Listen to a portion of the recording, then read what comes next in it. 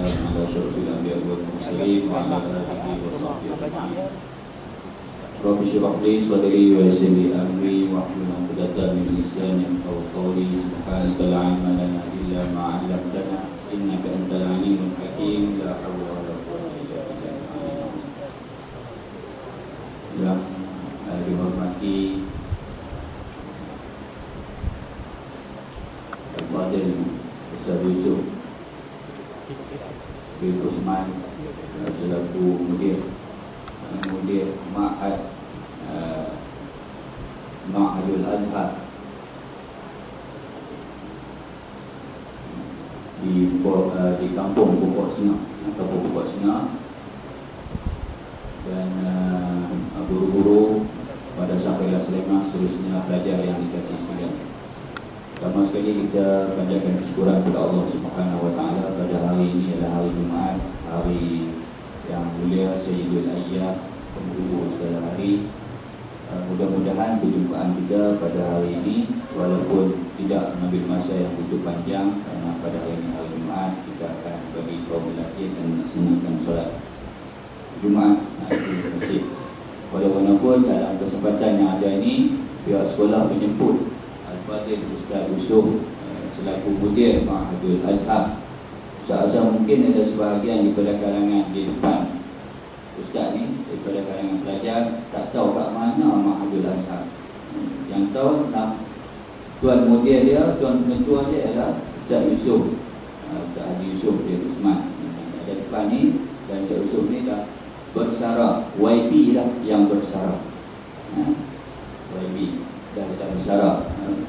Walaupun kerana semangat untuk mengembangkan agama, ilmu pengetahuan, beliau masih lagi aktif mendidik, mengajar, menyampaikan ilmu pengetahuan, seterusnya membuka madrasah ataupun Ma'hadul Azhar ini kepada seluruh warga negara Malaysia dan juga warga negara bukan Malaysia, bukan satu Malaysia lah, world, dunia. Jadi kita akan dengar apa yang akan disampaikan oleh Al-Fadhil Ustaz, apa yang dimasukkan oleh Ustaz sendiri, bukan pengajian yang dibuka oleh Al-Fadhil Ustaz kepada pelajar Malaysia saja, bahkan di luar daripada Malaysia pun ada yang datang menuntut ilmu di Ma'hadul Azhar. Jadi untuk keterangan lanjut, maklumat yang lebih mendalam dengan segala hormat yang Ustaz mempersilakan Al-Fadhil Ustaz Yusuf bin Usman untuk mendapatkan taklimat beliau kepada kita semua. Dengan hormat yang bersilakan.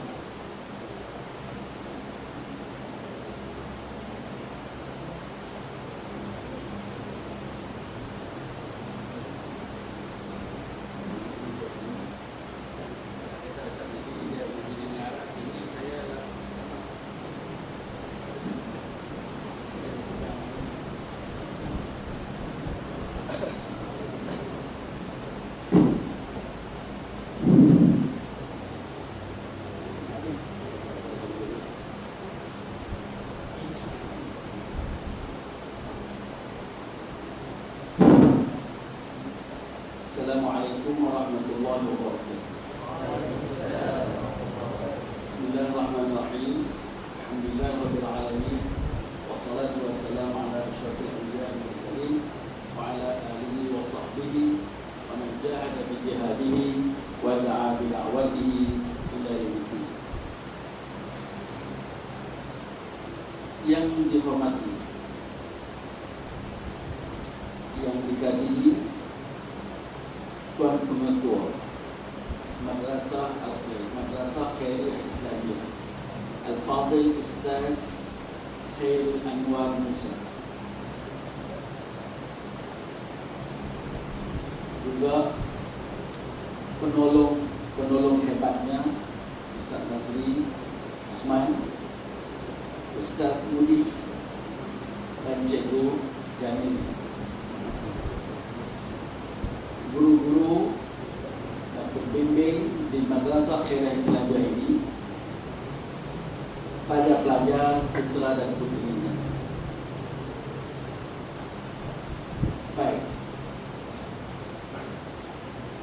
sampai kita mula mukadimah ini, rakan media kita daripada Husna TV dan Penang TV untuk rakamkan gambar besar suara-suara sebagai kenangan besok, dan mereka akan lihat dalam Penang TV dan Husna TV. Malam Ustazah dulu, banyak perempuan bawa kamera itu ataupun tengok gambar suara-suara supaya boleh dikenali. Bila tengok TV itu, kenal.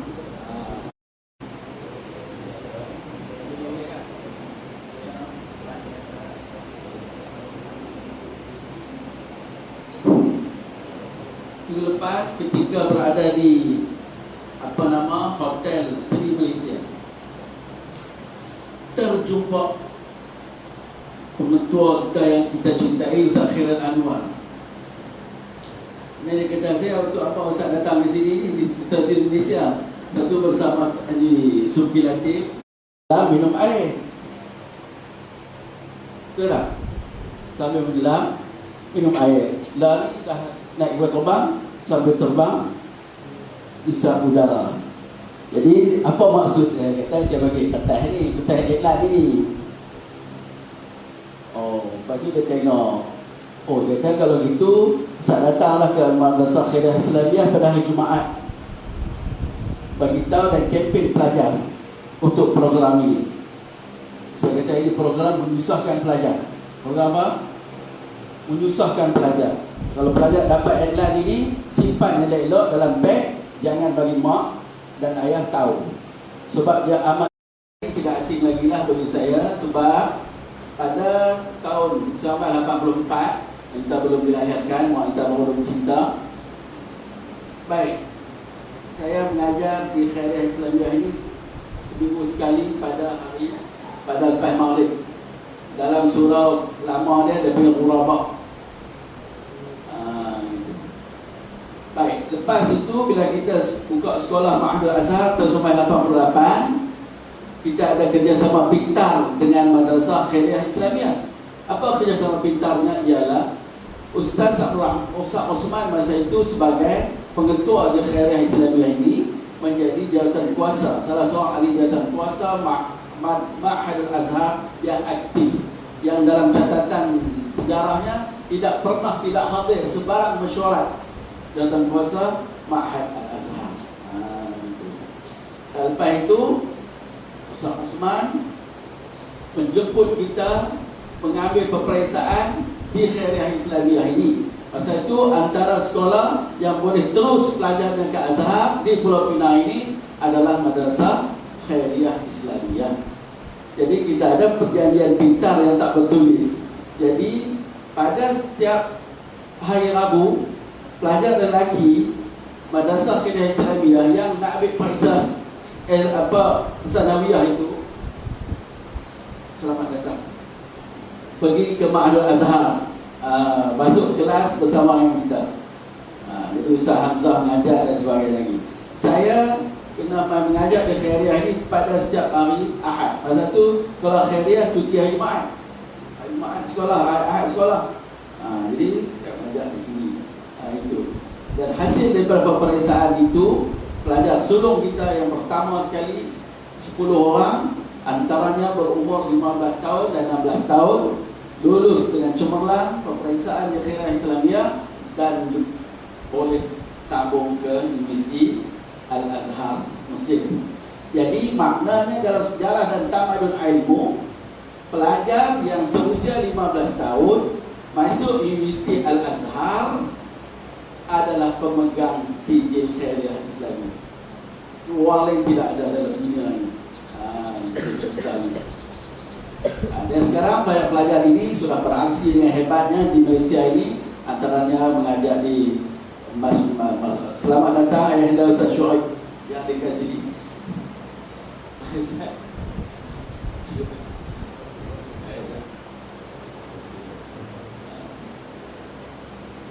Kacau anak.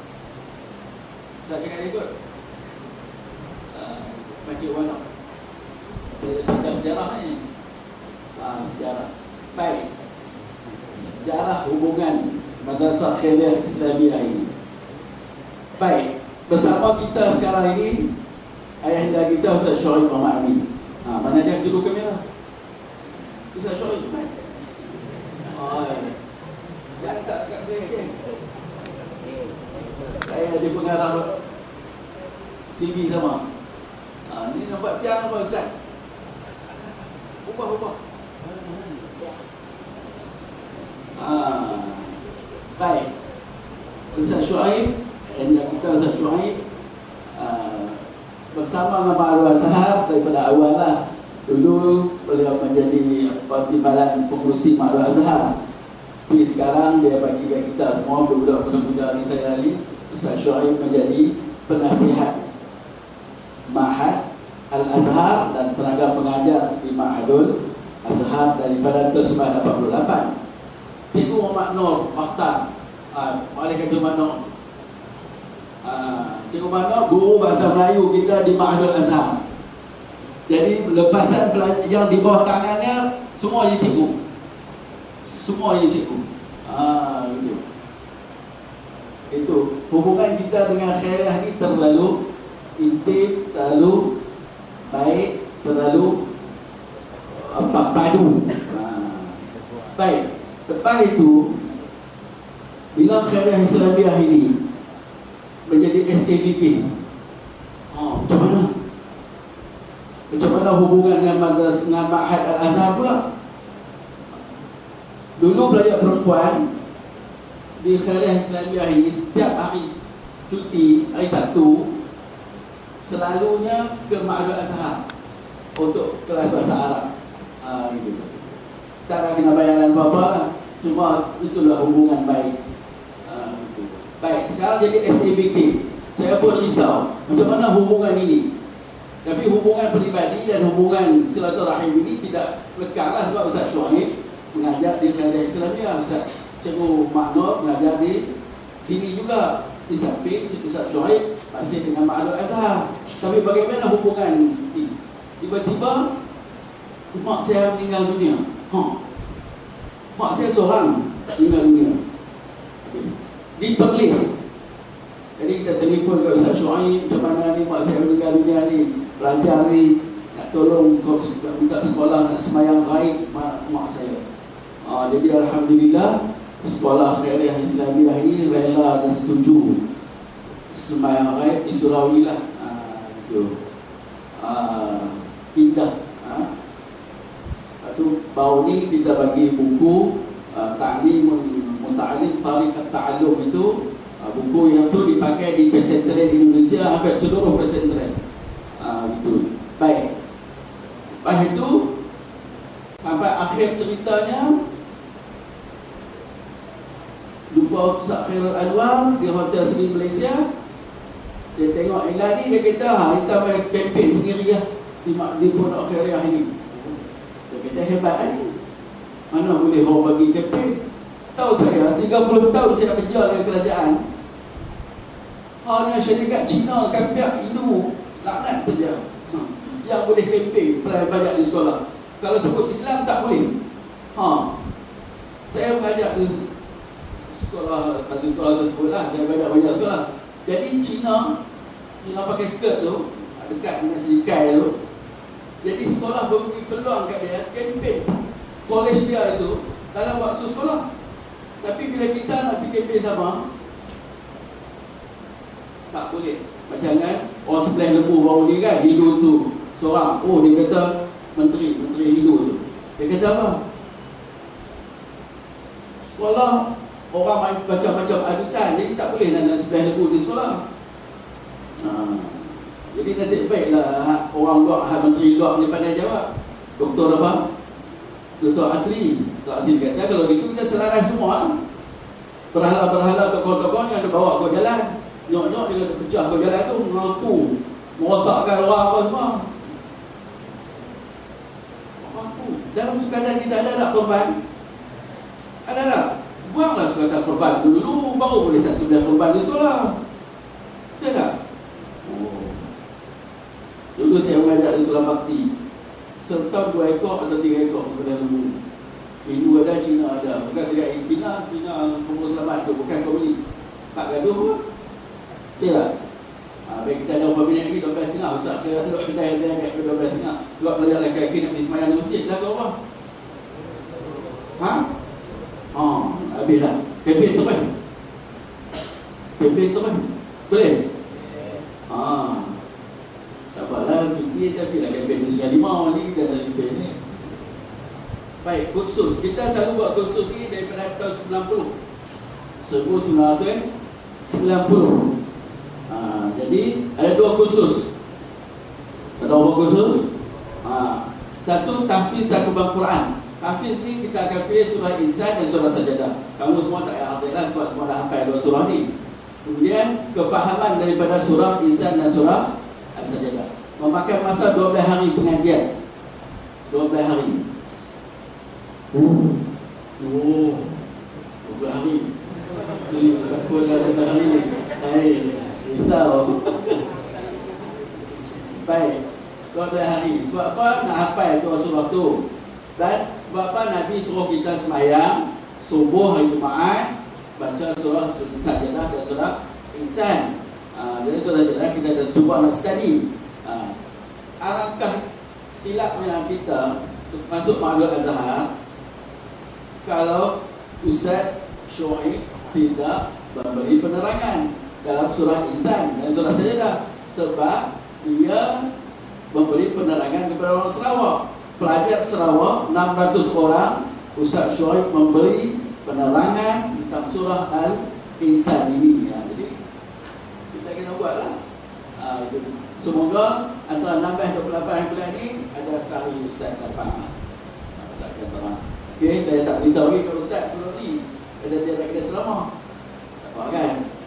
Baik. Hafal Quran. Faham betul-betul sebab dia boleh menjana keindahan minda kita untuk tidak jahat, untuk tidak kurang ajar dengan Tuhan, untuk apa semua.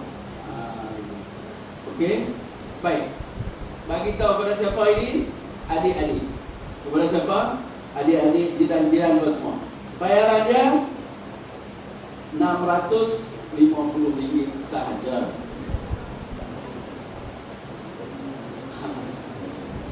Baik. Harga hanya untuk orang yang faham matematik. Harga untuk orang yang faham matematik. Kalau tak faham tak payah. Sebab apa? Sebab kita tidak bercadang untuk menangiskan kamu dengan bayaran yang kamu bayar.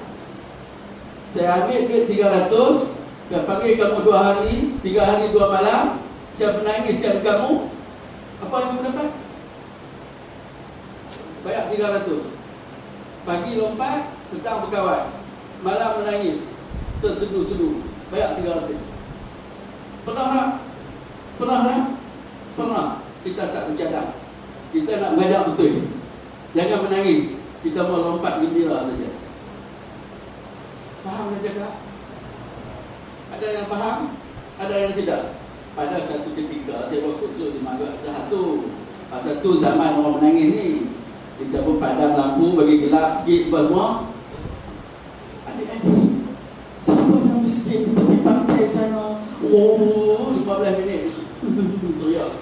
Lepas tu saya buka lampu dengan pelakon. Kalau sedap, ambil buku baca. Saya tak ambil duit kamu kerana nak panggil kamu menangis. Betul tak? Ini 12 hari 12 malam. Nak ajak pun pandai. Tapi saya tak jamin pandai.